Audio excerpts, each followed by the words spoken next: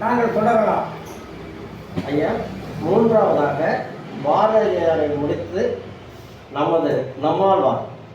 நம்மாழ்வார் என்பவர் இயற்கையையும் இயற்கை விதைகளையும் உடலுக்கு உண்ணக்கூடிய உணவு மருந்தாகவும் நமக்கு கற்றுத்தந்தவர்.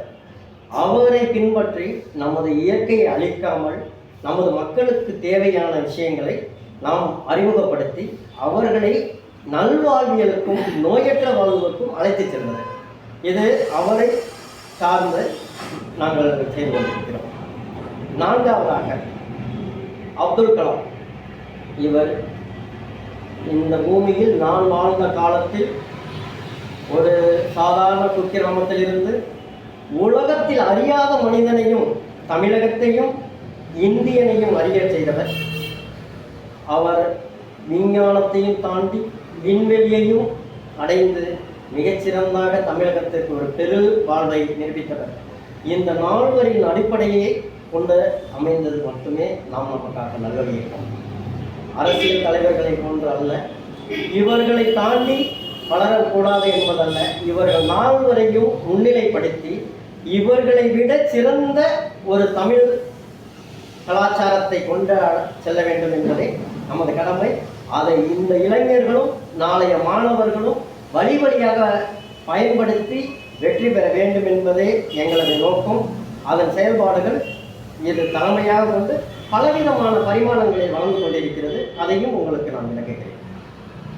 இப்பொழுது நாம் நமக்காக நல்வழி இயக்கத்தின் சார்பில் தாங்கள் இளைஞர்களுக்கு என்ன அறிவுரையாக சொல்லிக்கொண்டு இந்த செயல்பாடு இருக்கிறது என்பதை நாங்கள். வணக்கம் ஐயா. முதலில் இளைஞர்களுக்கு நமது உடல் தகுதி ஆரோக்கியமான வாழ்க்கையை முதல் அறிமுகப்படுகிறோம். ஃபஸ்ட்டு, ஆரோக்கியம் இல்லாத வாழ்க்கை மனிதனை அடியோடு அழைத்துவிடும். ஏன்னால் மனச்சிதைவு, மனநோய் மற்றும் பல்வேறு கட்டங்களில் அவர்களது வளர்ச்சியில் மூளை மங்க செய்து விடுகிறது. அதனால் முதலில் ஆரோக்கியமான வாழ்க்கைக்கும் அடுத்தபடியாக அவரது அறிவியல் வாழ்க்கையும் ஒன்று சேர பயன்பாட்டிற்கு உலகத்திற்கு எவ்வாறு நீங்கள் எடுத்து செல்ல வேண்டும், நாளைய தலைமுறைக்கு அது எவ்வாறு பயன்படுத்தப்பட வேண்டும், உங்கள் வாழ்க்கைக்கு எவ்வாறு என்னென்ன தேவைகள் என்பதை அறிவுரைப்படி அவர்களை வழிநடத்துவது மிகச்சிறந்ததாக இருக்க வேண்டும். அடுத்து தங்களுடைய வள்ளுவர் மானிட வாழ்வியலை படம் முடித்து காட்டியவர். அவர் வள்ளுவருடைய கருத்துப்படி இன்றைய மாணவர்கள் எவ்வாறு செயல்பட வேண்டும் என்று நீங்கள் ஏதாவது அறிவுரை?